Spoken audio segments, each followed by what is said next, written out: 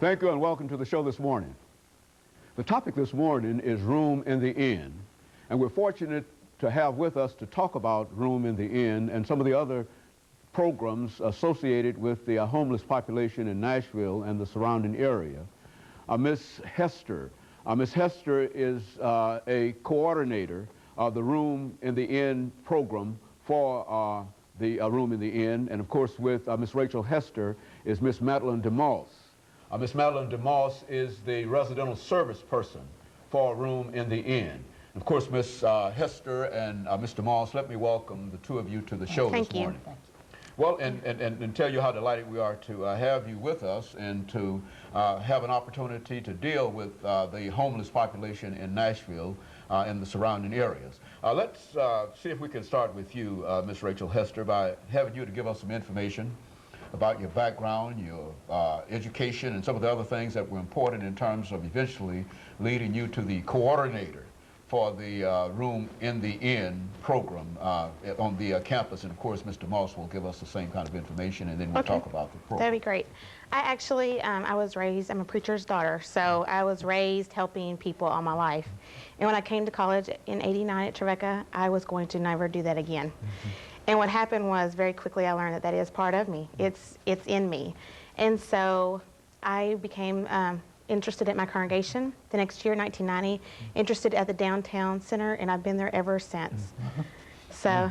And so you had quite a bit to do, I understand, Ms. Hester, with the establishment of the Room in the Inn program. Room in the Inn is starting its 18th season, and I've been there 13 years. Madeline's been there from the beginning, and we were just a staff of 3 or 4 always. So you did what you had to do. Okay, very good. So. And Mr. Moss? I actually started with Room in the Inn at Holy Name. When the first year, there were only 4 congregations that participated, and we brought people into. That's when they used to lower the flags according to the temperature and all. And it is going into its 18th season, and I have a lay minister background from the Diocese of Nashville. But I was just a person at Holy Name and got involved and through Charles Strobel, and I've been with it ever since. It is something that gets into your blood, and you can't give it up. If they become family, they become a part of you. You know, Miss Hester, let's see if we can have a good definition for the Room in the Inn, because I think that a lot of folks know about the program, but in terms of the operation of it and that aspect of it, very few people might be aware of that. So let's have you and Mr. Moss give us some information about the Room in the Inn concept itself and what you're trying to achieve with that concept. Well, Room in the Inn is an emergency winter shelter. And I think what makes us unique from other shelters throughout the country is that we are not in one major building. What we do is people are sent out in small groups of 10 to 15 to congregations. And what we hope that happens at those congregations is more than shelter and a meal to eat, but relationships that are built on both sides, for those that have and those that have not, to see that both have something to give. And so this concept, Mr. Moss, is quite old in Nashville here for the last 18 years. It is. And so you've been with it since the very, very beginning. I have from the beginning. Let's talk about the beginning of that idea. I mean, how did it start originally? Actually, it started with Charles Strobel looking at the rectory windows, and people would be in their cars. And winters used to really be colder here.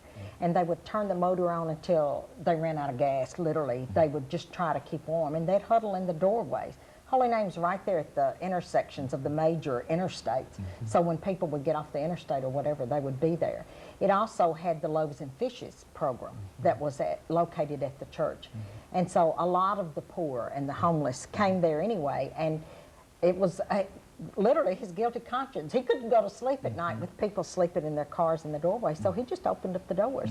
And he started it really just opening up the doors and going from there. And so that first winter, he had 4 congregations that joined with him when he shared the ideas. And it has grown from 4 to 156 congregations that participate. And it is mainly, like Rachel said, it's trying to get people to understand that the homeless aren't any different from anybody else. And it's that one-on-one connection and people listening to them that give them hope again. Right. And so his church was the founding church in a real sense, and that's what we're talking about. I think the two of you mentioned congregation, but what you're saying is that the churches, various churches throughout the city, will provide places for these individuals who are homeless. Right, as well as the temple and the Jewish synagogue. That's why we really say congregations instead of churches. Churches, because we have so many different faith-based programs that work with us. But the idea is that you're sending folks all over town, We are. and these various faith-based institutions are protecting them and taking care of them. We send them to Williamson County, to Sumner County. People will pick them up and take them on. Okay, and so what we'll do when we come back during the second segment, we'll give our audience some additional information in reference to that. We'll be back with you following this very, very short commercial break.